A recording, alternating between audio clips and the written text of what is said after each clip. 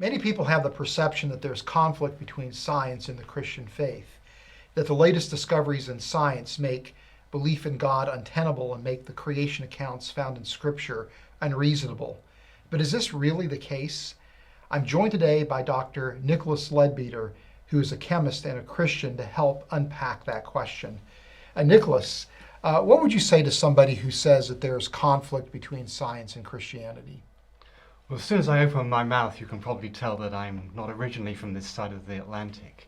I did my PhD in Cambridge, and this actually made me think back to the early days of modern science, the likes of Newton, who studied and did a lot of science in Cambridge, and others around that time.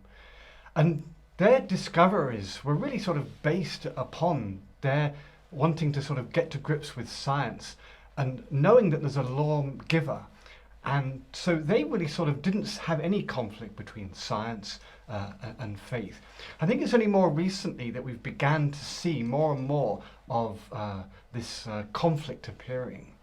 And it makes me wonder whether there's really a conflict between science and faith, or whether it's just between different worldviews. The worldview of theism, in our case Christian theism, and the worldview of atheism. So for me as a chemist, the more I discover and the more I dig deeper, the more I realize how intricately we're made and how that really has to come back to a creator.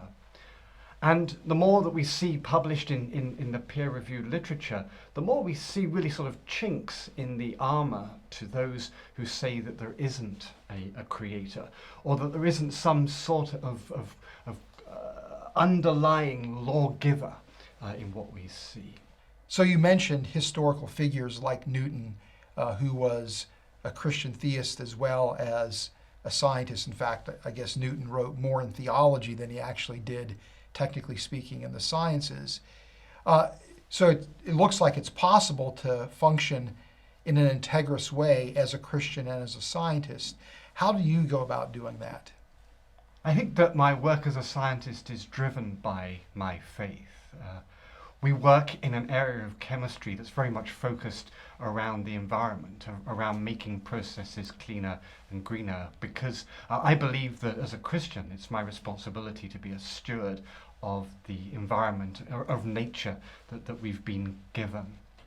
So every day I come into my job wanting to put Christ first and wanting to make scientific discoveries or dig deeper into science, so that not only do I discover more about my creator and therefore bolster my faith, but also that my work is going to be leaving a lasting legacy for future generations.